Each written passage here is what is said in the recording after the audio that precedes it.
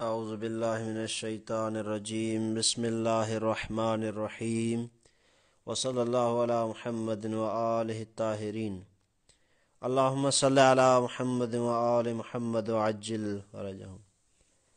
الرابع الاسم الموصول ثم الموصول وهو الذي والتي واللذان واللتان بالالف رفعا وبالياء جرا ونصبا ولجمع المذكر الذين بالياء مطلقا والأولى ولجمع المؤنث اللائي واللاتي وبمعنى الجمع من وما وأي وأل في وصف صريح لغیر تفضیل كالضارب والمضروب۔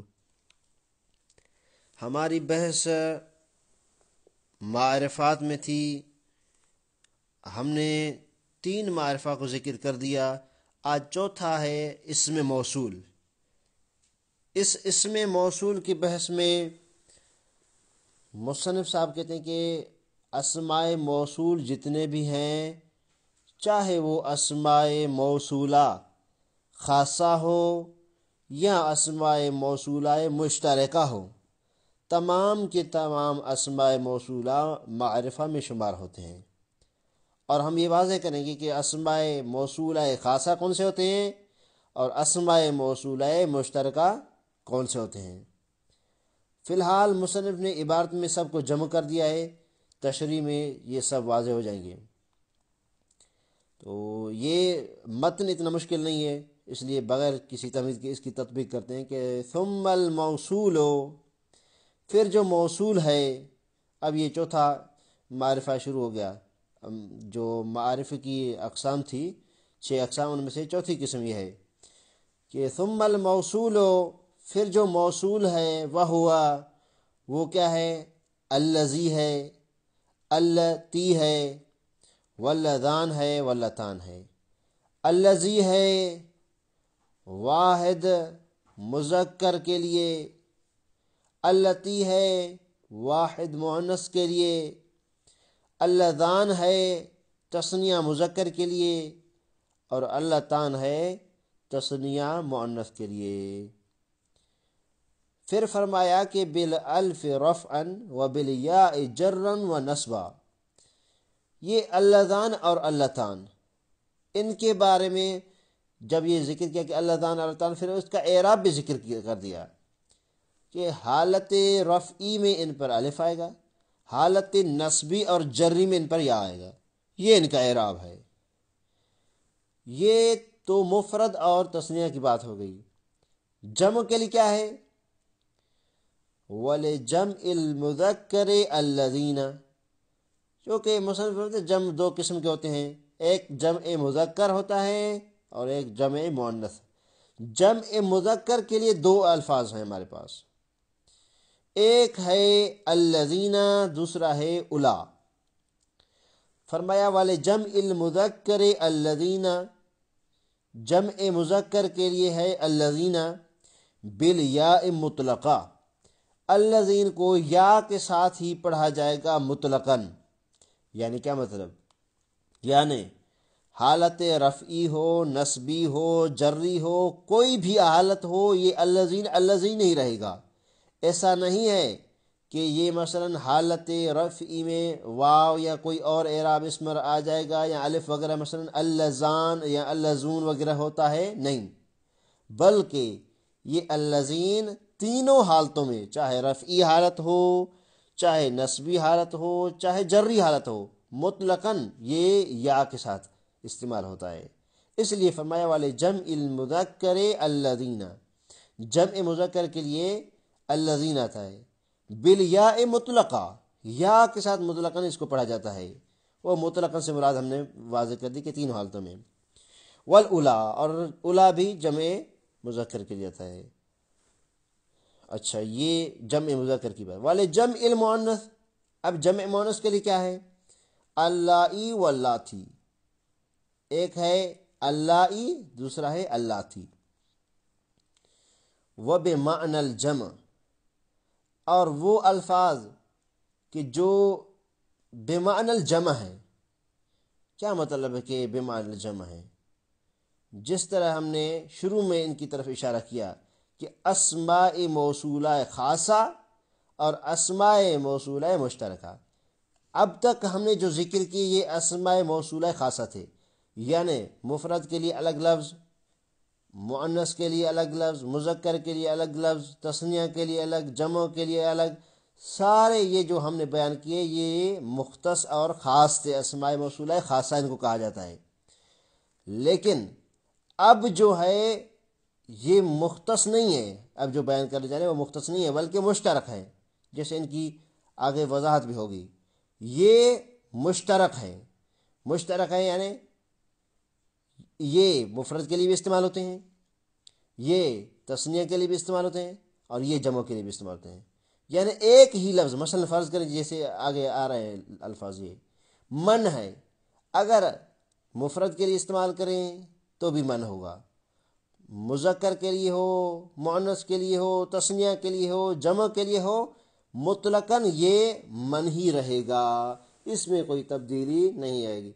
तो इसलिए फरमाया कि ये गोया के बेमानल जम है, क्योंकि इसमें एक जमा का भी माना पाया जाता है।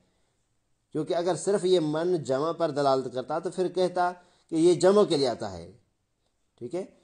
क्योंकि ये जमो के लिए आता है, मुफरद के लिए आता है, तस्निया के लिए, सब के लिए आता है, इसलिए इसको जमो के लिए नहीं कहा बल्कि कहा वह बेमानल जमा।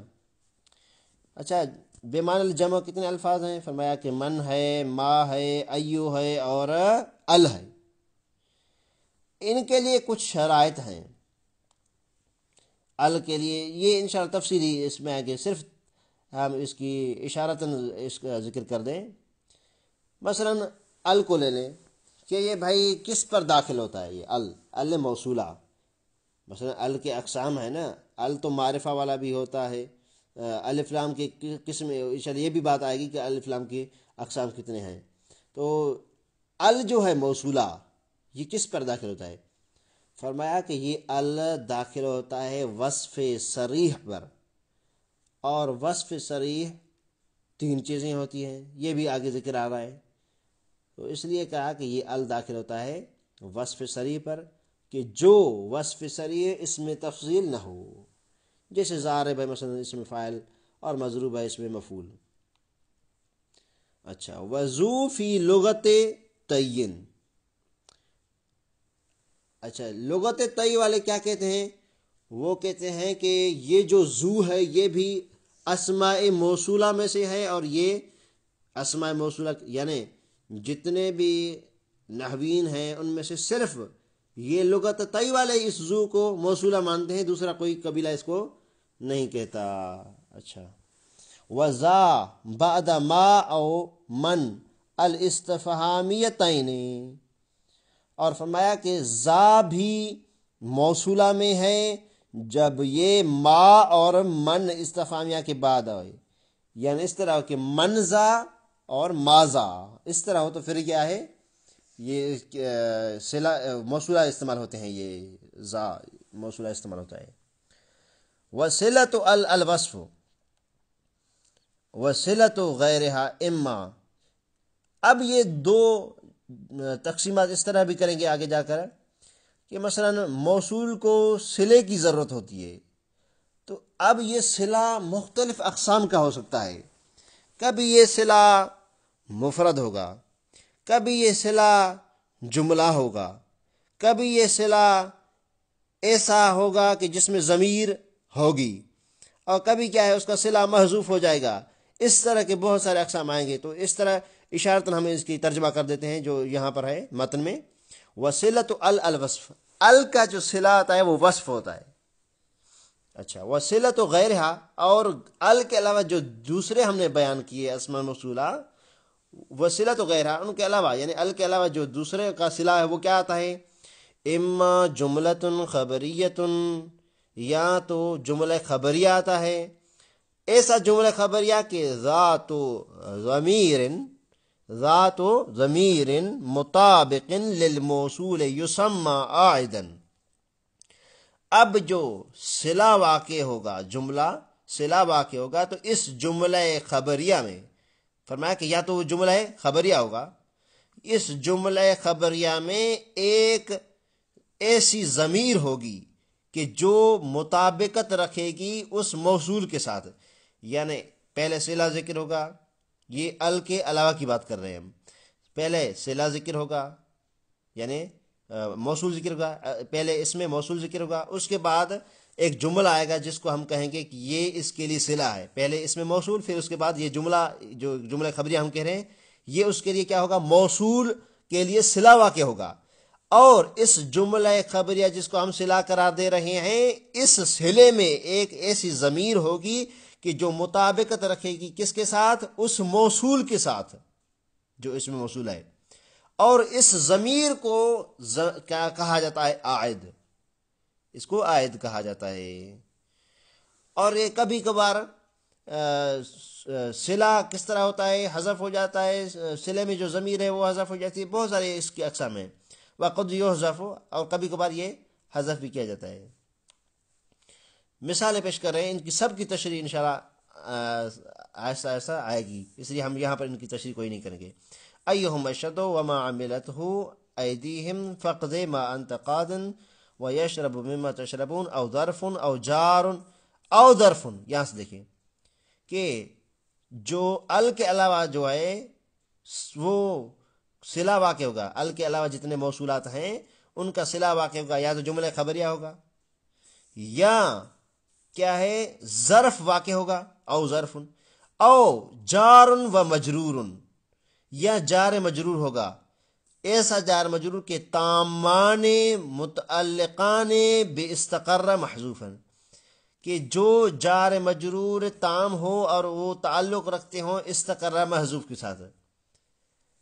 تو اس سب کا خلاصہ یہ ہوا کہ ہمارے ہاں اسماء موصول کی گویا کہ دو قسم ہوگی، ایک ال ہے اور ایک ال کے علاوہ ہے۔ ال کے لیے یہ ہے کہ اس کے لیے جو صلہ آئے گا وہ وصف ہے، لیکن ال کے علاوہ جتنے اسماء موصولہ ہے ان کے لیے صلہ واقع ہونے کے لیے ضروری نہیں کہ وصف ہو، بلکہ جملہ خبریہ ہوگا، پھر اس میں ضمیر ہوگی جو موصول کے ساتھ مطابق رکھی، یا اس کا جو صلہ ہے وہ ظرف ہوگا، یا جار مجرور ہوگا کہ جس کا جار مجرور ہم نے شرط لگائی کہ تام ہو اور اس کا تعلق ہو جار مجرور کا استقرہ محذوف کے ساتھ۔ علی کل حال یہ متن الحمدللہ ختم ہو گیا۔ اب شرح میں فرماتے ہیں کہ الباب الرابع من انواع المعارف، معارف کی ایک اقسام میں سے چوتھا باب الاسماء الموصولۃ، اسماء موصولہ ہے، وہی، اور یہ اسماء موصولہ وہی المفتقرۃ الی صلۃ و عائد، یہ دو چیزوں کی طرف محتاج ہوتا ہے، پہلے تو یہ صلے کا محتاج ہوتا ہے، اور دوسری چیز، پہلی چیز کیا ہے، یہ صلے کی طرف محتاج ہوگا، یہ موصول، اس میں موصول صلے کی طرف محتاج ہوگا، یعنی اس کو موصول کو صلہ چاہیے ایک، اور دوسری چیز کہ وہ عائد، اور اس کو ایک عائد چاہیے، یعنی ایک صلے میں ایسی ضمیر ہونی چاہیے کہ جو اس میں موصول کے ساتھ مطابقت رکھتی ہو۔ الاسماء الموصولۃ الخاصۃ والمشترکۃ، جس کی طرف ہم نے اشارہ کیا تھا، مصنف اب اس کو بیان کرنے لگے کہ اسماء موصولہ یا تو خاصہ ہوتے ہیں یا مشترکہ ہوتے ہیں۔ خاصہ کا مطلب ہے مثلا مفرد کے لیے الگ، تثنیہ کے لیے الگ، جمع کے لیے الگ، مذکر کے لیے الگ، مؤنث کے لیے الگ، لیکن مشترکہ سب کے لیے ایک ہی لفظ ہے۔ وہی علی ضربین، وہی یعنی یہ اسماء موصولہ دو قسم کے ہوتے ہیں، خاصۃ و مشترکہ، ایک خاص ہوتے ہیں دوسرے مشترک۔ الف، اب پہلی قسم کی طرف آتے ہیں کہ جو اسماء موصولہ خاصہ کہلاتے ہیں، الاسماء الخاصہ، اسماء الخاصہ یعنی اسماء موصولہ خاصہ، فالخاصہ تو جو خاصہ ہیں یعنی اسماء موصولہ خاصہ جو ہیں ان میں سے ہے الذی، الذی ہے، یہ الذی کس کے لیے آتا ہے، للمذکری، یہ واحد مذکری کے لیے استعمال ہوتا ہے، واللتی للمؤنث، اور اللتی جو ہے یہ مؤنث مفرد کے لیے استعمال ہوتا ہے، واللذان، اور اللذان یہ استعمال ہوتا ہے لتثنیۃ المذکر، یہ تثنیہ مذکر کے لیے، واللتان اور اللتان استعمال ہوتا ہے لتثنیۃ المؤنث تثنیہ مؤنث کے لیے ویستعملان بالالف رفعا وبالیاء جرا ونصبا کہتے کہ یہ جو دونوں ہیں یعنی اللذان اور اللتان یہ استعمال ہوتے ہیں حالت رفعی میں الف کے ساتھ، حالت نصبی اور جری میں یا کے ساتھ. والاولا لجمع المذکر اولا جو ہے جمع مذکر کے لیے استعمال ہوتا ہے. وکذالک الذین اور اسی طرح الذین بھی یعنی وہ بھی جمع مذکر کے لیے استعمال ہوتا ہے. متن میں ہم نے الذین کو پہلے ذکر کیا لیکن یہاں پر کیا ہے بعد میں ذکر کیا. الذین کو پہلے اولا کو ذکر کیا. اللہ کل حال وکذالک الذین اور اسی طرح الذین بھی ہے یعنی وہ بھی جمع مذکر کے لیے ہوتا ہے. وہوا اور یہ الذین جو ہے بالیاء فی احوالہ کلھا یہ تمام احوال میں ایک ہی جیسا ہوتا ہے یا کے ساتھ. وہوا بالیاء وہ یا کے ساتھ ہوتا ہے یعنی الذین ہی ہوتا ہے اور کوئی اس پر اعراب نہیں آتا ہے، وہ یا ہی رہے گا، اللذون اور اللذان وغیرہ نہیں ہوگا. اچھا یعنی حالت نسبی جری رفعی تینوں میں ایک ہی اعراب. وحزیل وعقیل یقولون الذون رفعا والذین جرا ونصبا کہتے ہیں کہ حزیل اور عقیل والوں نے کہا ہے کہ بھائی یہ جو آپ الذین تینوں حالتوں میں پڑھتے ہیں یہ درست نہیں ہے. ان کا نظریہ اور ان کا یہ کہنا ہے کہ یہاں پر اگر آپ رفعی حالت میں لے کر آتے ہیں تو پھر یہاں پر یا نہیں ہوگا بلکہ اللذون ہوگا، لیکن اگر نصبی اور جری میں یا لے کر آتے ہیں تو پھر درست ہے. یعنی تھوڑا سا مختلف ہو گیا. ہم کیا کہتے ہیں کہ تینوں حالتوں میں یا، وہ کہتے ہیں نہیں دو حالتوں میں یا نصبی اور جری میں، لیکن حالت رفع میں وہ واو کے قائل ہیں. خیر یہ اس کا اعراب ہو گیا. واللاتی واللائی لجمع المؤنث یہ جو دو الفاظ اللاتی اور اللائی ہیں یہ جمع مؤنث کے لیے ہوتے ہیں. وَلَكَ اثبات الْيَاءِ وَتَرْكُهَا اور آپ کے لیے جائز ہے کہ آپ اس یا کو باقی رکھیں یا کو ترک کریں. یا کیا مطلب ہے، کون سی یا کی بات ہو رہی ہے؟ یہاں پر دیکھیں کہ اللاتی یہاں پر اس کے آخر میں تا کے بعد آخر میں یا ہے، اور اس طرح اللائی یعنی آپ اس کو اللاتی کے بجائے آپ اس طرح پڑھ سکتے ہیں کہ اللاتی کے بجائے اللاتی بغیر یا کے پڑھیں، اور اللاتی بھی یا کے ساتھ بھی پڑھ سکتے ہیں. تو کہا کہ آپ کو اختیار ہے. وَلَكَ اور آپ کو اختیار ہے کہ اثبات الیا آپ اس یا کو ثابت کریں باقی رکھیں، وَتَرْكُهَا یا اس کو ختم کر دیں حذف کر دیں، آپ کی مرضی ہے، اس میں کوئی حرج نہیں ہے. اگر یہاں تک جو ہماری بحث تھی وہ اسماء موصولہ خاصہ میں تھی، یعنی ایسے اسماء کے جو خاص ہیں مفرد کے لیے، مؤنث کے لیے، تثنیہ کے لیے، جمع کے لیے اور مذکر وغیرہ، یہ ساری تفصیل بیان کر دی. اب ہماری بات ہوگی اسماء موصولہ مشترکہ میں، یعنی ایسے اسماء کی جو ایک لفظ ہے لیکن وہ مشترک ہے، کبھی وہ مفرد کے لیے استعمال ہو رہا ہے، کبھی وہی جمع کے لیے استعمال ہو رہا ہے، کبھی وہی تثنیہ کے لیے استعمال ہو رہا ہے. اس طرح کی مثال انشاءاللہ کی واضح ہو جائے گا، کوئی مشکل بات نہیں ہے اس میں. الاسماء المشترکۃ اسماء مشترکہ جو ہیں، والمشترکۃ من و ما و ایو و ال و ذو و ذا یہ کتنے ہوئے؟ فرماتے ہیں وَفَهَذِهِ السِّتَّةُ یہ 6 الفاظ ہیں، من سے لے کر ذا تک یہ 6 الفاظ ہیں. تُطْلَقُ عَلَى الْمُفْرَدِ وَالْمُثَنَّى وَالْمَجْمُوعِ الْمُذَكَّرِ مِنْ هَذَا كُلِّهِ وَالْمُؤَنَّثِ فرماتے ہیں کہ یہ 6 الفاظ تطلق استعمال ہوتے ہیں علی المفرد مفرد پر بھی، یعنی مفرد کے لیے بھی استعمال ہوتے ہیں، والمثنى تثنیہ کے لیے بھی، والمجموع یعنی جمع کے لیے بھی، المذکر من هذا کلی اور ان سب کا جو مذکر ہو، یعنی مفرد مذکر ہو، تثنیہ مذکر ہو یا جمع مذکر ہو، والمؤنث یا ان تمام کا مؤنث ہو، یعنی مفرد مؤنث، تثنیہ مؤنث اور جمع مؤنث. کہنے کا مقصد یہ ہے کہ یہ جو الفاظ 6 ہم نے ذکر کیے ہیں یہ تمام کے لیے استعمال ہوتے ہیں، چاہے مفرد، تثنیہ، جمع، مذکر، مؤنث جو بھی ہو اس کے لیے استعمال ہو سکتے ہیں. اس لیے ہی اس کو کہا جاتا ہے اسماء موصولہ مشترکہ. اور اس کو پیچھے جو تعبیر کیا تھا ہم نے متن میں وہ اس طرح کے بے معنی الجمع ہیں، جمع کی معنی میں بھی یہ آتی ہے، اس لیے اس کو بے معنی الجمع پیچھے متن میں وہ ذکر ہوئے تھے۔ اچھا، اب تھوڑے سے اس کی مثالیں پیش کر رہے ہیں۔ تقول آپ کہیں کہ فی من، مثلا من کی مثال پیش کر رہے ہیں پہلے۔ یعجبنی من جاءک، دیکھیں یہاں پر مذکر کے لیے من استعمال ہوا، مذکر مفرد۔ ومن جاءت کا، یہاں پر دیکھیں جاءت کا، یہاں پر یہ مؤنث ہے اور یہاں پر پھر بھی من استعمال ہوا ہے۔ ومن جاءک، یہاں پر دیکھیں تثنیہ مذکر ہے پھر بھی من استعمال ہوا۔ ومن جاءتاک، یہاں پر تثنیہ مؤنث ہے پھر بھی من استعمال ہوا۔ ومن جاؤک، یہاں پر جمع مذکر ہے پھر بھی کیا استعمال ہوا؟ من۔ ومن جئنک، اور یہاں پر کیا ہے؟ جمع مؤنث ہے پھر بھی من استعمال ہوا۔ یہ کیا ہے؟ من کی مثال پیش کی۔ ایک اور مثال پیش کریں تاکہ اور بھی واضح ہو جائے۔ وَتَقُولُ فِي مَا، اور آپ ماں کے بارے میں یہ کہیں، لمن کالا، اگر کوئی کہے کہ اشتریت حمارن، میں نے ایک کیا ہے گدھا خریدا، ٹھیک ہے۔ او اتانن، یعنی یا یہ کہے کہ اشتریت حمارن او اتانن، تو یہاں پر اس الفاظ کو نوٹ کیجیے گا۔ اتانن مفرد، اتانین یہ حمارین، اس کو خود آپ حل کریں، مشکل نہیں ہے اس میں۔ اصل جو شاید مثال ہم پیش کر رہے ہیں، اتانن ایک مفرد، اتانین یہ تثنیہ، اور پھر دیکھیں اتونن، اس میں ان تینوں میں یہ کیا استعمال ہوا ہے؟ ما ہی استعمال ہوا ہے، ما استعمال ہوگا، ٹھیک ہے۔ یہ اس کا جواب آ رہا ہے۔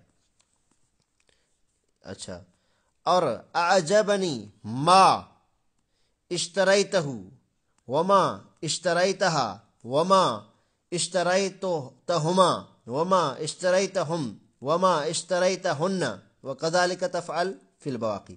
اس کا ترجمہ پیش کرتے ہیں۔ شروع میں جیسے یعجبنی من جاءک، مجھے تعجب میں ڈال دیا من جاءک، جو آپ کے کون آپ کے پاس آیا، یعنی یہ مفرد کے لیے اس کی ترجمہ انشاءاللہ واضح ہے۔ نیچے میں دیکھیں کہ آپ یہ کہیں گے، مثلا جو یہ کہے کہ میں نے گدھا خریدا اور اس طرح کے یہ سارے کہیں، تو آپ اس کے بارے میں کیا کہیں گے؟ اعجبنی ما، شاید مثال یہاں پر ہے کہ مجھے تعجب میں ڈالا ما اشتریتہ، کہ جو آپ نے خریدا، اشتریتہا یہ پہلا مذکر کے لیے، جو آپ نے خریدا، یہ آپ خاتون کو مثلا کہیں، یا اشتریتہما جو آپ دونوں نے خریدا، چاہے مذکر ہو یا مؤنث۔ وما اشتریتہم یہ مذکر کے لیے کہ جو آپ لوگوں نے مثلا خریدا۔ وما اشتریتہن جو آپ سب خواتین نے خریدا۔ تو علی کل حال یہ کیا ہے؟ ایسے اسماء موصولہ مشترکہ ہے جو تمام میں استعمال ہوتے ہیں۔ وَكَذَلِكَ تَفْعَلْ فِي الْبَوَاقِي، مصنف فرماتے ہیں کہ آپ اس کی گردان کریں تمام افعال میں، جتنے بھی افعال کہہ رہا ہوں۔ وَكَذَلِكَ تَفْعَلْ فِي الْبَوَاقِي، مصنف فرماتے ہیں کہ آپ اس طرح کریں تمام اسماء موصولہ۔ مثلا ہم نے تو دو مثالیں پیش کی، من اور ما کی، آپ ایو کو لے کر آئیں، ال کو لے کر آئیں، زو کو لے کر آئیں، ذا کو لے کر آئیں، کوئی مشکل نہیں ہے۔ قولہم فی ال و ذو و ذا، مصنف فرماتے ہیں کہ ان کا ال اور زو اور ذا کے بارے میں جو قول ہے وہ یہ ہے۔ قولہم فی ال، وہ کہتے ہیں ال کے بارے میں کیا کہتے ہیں کہ وَإِنَّمَا تَكُونُ الْمَوْصُولَةً بِشَرْطِ أَن تَكُونَ دَاخِلَةً عَلَى وَصْفٍ صَرِيحٍ لِغَيْرِ تَفْضِيلٍ وَهُوَ ثَلَاثَةٌ۔ مصنف فرماتے ہیں کہ اگر ال کی بات کریں تو ال کب موصولہ ہوگا؟ ال کے موصولہ ہونے کے لیے شرط ہے کہ یہ داخل ہو وصف صریح پر، اور وہ وصف صریح اس میں تفصیل نہ ہو۔ تو مصنف فرماتے ہیں وصف صریح غیر تفصیل کتنی ہے؟ وہ وَهُوَ ثَلَاثَةٌ، گویا کہ یہ کہتے ہیں کہ ایسی وصف کے جو فعل کی معنی دینے والی ہو، فعل کا عمل کرنے والی ہو، جس طرح مثالیں جو پیش کریں گے۔ مصنف فرماتے ہیں کہ وَهُوَ ثَلَاثَةٌ، اور وہ تین ہیں، یعنی ایسی وصف کے جو صریح اور غیر تفصیل ہو، وہ تین ہیں، یعنی اب جو ہم تین بتانے جا رہے ہیں اگر ان تینوں پر ال داخل ہو تو وہ موصولہ ہوگا، وَإِلَّا موصولہ نہ ہوگا۔ وَهُوَ ثَلَاثَةٌ، وہ تین ہیں۔ اسم الفاعل كالضارب، جیسے اس میں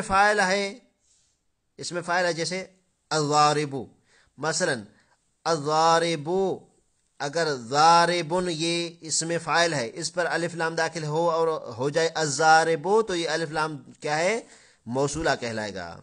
وہ اسم المفعول، اور اس طرح اسم مفعول بھی ہے، کل مضروب، جس طرح مضروب ہے، مثلا پہلے تھا مضروبن، ہم نے الف لام داخل کیا المضروب، یا جس طرح مثلا کل مضروب یہاں پر لکھا ہوا ہے۔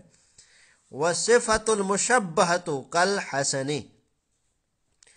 تو یہاں پر دیکھیں تین چیزیں ہیں جو اس میں یعنی وصف صریح ہیں، غیر تفصیل یعنی جو افعال تفضیل کے علاوہ جتنے تفضیل کے لیے جو ہوتی ہیں اس کے علاوہ، کیونکہ ایک صفت ہے جو تفضیل کے لیے آتی ہے، دوسری جو تفضیل کے لیے نہیں آتی ہے، تو اس میں وصف صریح ہے، غیر تفصیل، یہ تین چیزیں، ایک اس میں فاعل، پھر اس میں مفعول، پھر کیا ہے؟ صفت مشبہ۔ اچھا، فَإِذَا دَخَلَتْ عَلَىٰ اسْمٍ جَامِدٍ كَالرَّجُلٍ أَوْ عَلَىٰ وَصْفٍ يُشْبِهُ الْأَسْمَاءَ الْجَامِدَةَ كَالصَّاحِبِ أَوْ عَلَىٰ وَصْفِ التَّفْضِيلِ كَالْأَفْضَلِ وَالْأَعْلَىٰ فَهِيَ حَرْفُ تَعْرِيفٍ۔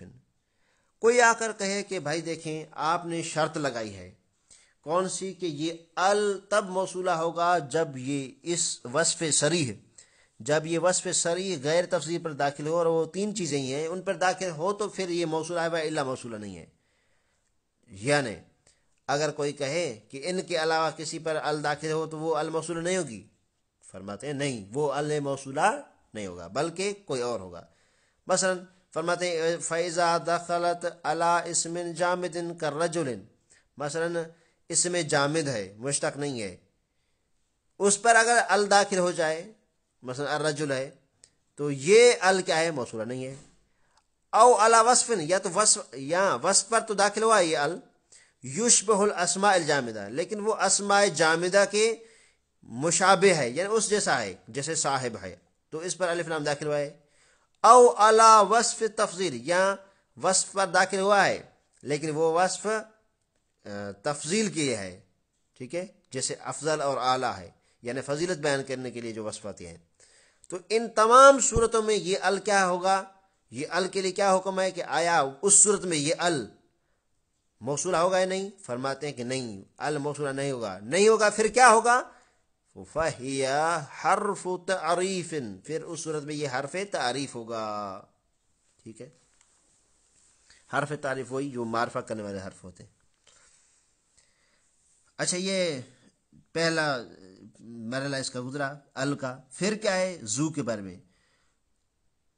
ثانی میں کہتے ہیں کہ قولہم فی ذو کے بارے میں کیا کہتے ہیں کہ وَإِنَّمَا تَكُونُ ذُو مَوْصُولَةً فی لغت طین خاصۃً، فرماتے ہیں کہ یہ صرف لغت طی والے ہی کہتے ہیں کہ یہ ذو موصولہ ہے۔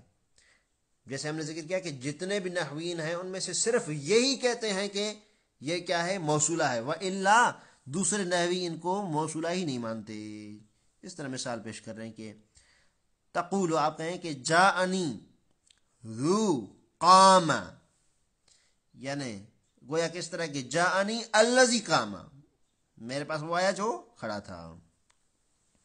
وَسُمِعَ مِنْ کلامہم، ان کے کلام میں سے سنا گیا ہے، یہ بھی کہتے ہیں کہ لا وذو فی السماء عرشہ، تو یہاں پر لا یعنی یہ کیا پیش کرنا چاہتے ہیں؟ کہتے ہیں کہ وہ گویا کہ یہ کہنا چاہتے ہیں کہ یہ زو جو ہے، لفظ زو یہ لا کے ساتھ بھی استعمال ہوتا ہے، یعنی کبھی کبھار اس طرح ہوتا ہے لا زو، جس طرح لا وزو اس طرح استعمال ہوا ہے یہاں پر، گویا کہ یہ مثال پیش کر رہے ہیں، تو یہاں پر زو بھی گویا کہ اس الذی کی معنی میں ہے۔ پھر ایک شاعر کا ایک شعر ہے وہ پیش کر رہے ہیں، وقال الشاعر، شاعر نے ایک شعر کہا ہے، اس میں کہتے ہیں کہ فَإِنَّ الْمَاءَ مَاءُ أَبِي وَجَدِي وَبِئْرِي ذُو حَفَرْتُ وَذُو تَوَيْتُ۔ فَإِنَّ الْمَاءَ مَاءُ أَبِي وَجَدِي، پانی میرے باپ کا پانی ہے اور میرے دادا کا پانی ہے۔ وَبِئْرِي، اور یہ جو کنواں ہے، ذُو حَفَرْتُ، جس کو ہم نے کھودا ہے یا میں نے کھودا ہے، وَذُو تَوَيْتُ، ہم نے بنایا ہے۔ شاہد مثال ذو حفرت اور ذو تویت میں ہے۔ تو یہاں پر ذو اور پہلا ذو حفرت اور ذو تویت یہ کس معنی میں ہے؟ تو فرماتے ہیں کہ یہاں پر ذو بے معنی اللتی ہے۔ کوئی آ کے اشکال کر سکتا ہے کہ پہلے تو آپ نے کہا ذو بے معنی الذی ہے، تو جواب یہ ہے کہ ذو بے معنی الذی بھی ہو سکتا ہے اور اللتی بھی ہو سکتا ہے۔ یہاں پر کیا دلیل ہے کہ یہاں پر یہ جو ذو ہے بے معنی اللتی ہے، بے معنی الذی نہیں ہے؟ فرماتے ہیں اس لیے کہ یہاں پر جو یہ مثلا ذو حفرت میں لے لیں، یہ موصولہ ہے، ذو موصولہ ہے اور اللتی کے معنی میں ہے، یعنی گویا کہ حفرتو، ذو حفرتو یعنی حفرتو ہا، گویا اس طرح ہے۔ ٹھیک ہے، کیوں بھائی اس طرح آپ ذو کو اللتی کے معنی میں کیوں لا رہے ہیں؟ کہتے ہیں اس لیے کہ یہ لفظ بئر ہے، لفظ بئر وہ بئری، یہ لفظ بئر مؤنث ہے لیکن مؤنث فی المعنی ہے، اگرچہ لفظ میں نہیں ہے لیکن معنی میں یہ مؤنث ہے۔ جب معنی میں مؤنث ہے تو اس کے لیے کیا ہے، ضمیر بھی جو آئے گی وہ مؤنث کی آئے گی، اور یہ ذو بھی اس معنی میں استعمال ہوگا جو مؤنث کے لیے تھے، اور مؤنث کے لیے اللتی ہوتی ہے، الذی نہیں ہوتی۔ تو اس لیے فرمایا کہ یہ کیا ہے، یہاں پر ذو بے معنی اللتی ہے۔ شاید مثال یہاں پر ہے الثالث قولهم فی ذا الموصولہ، انشاءاللہ یہاں سے کل سے پڑھیں گے۔ وصلی اللہ علی محمد وآلہ الطاہرین۔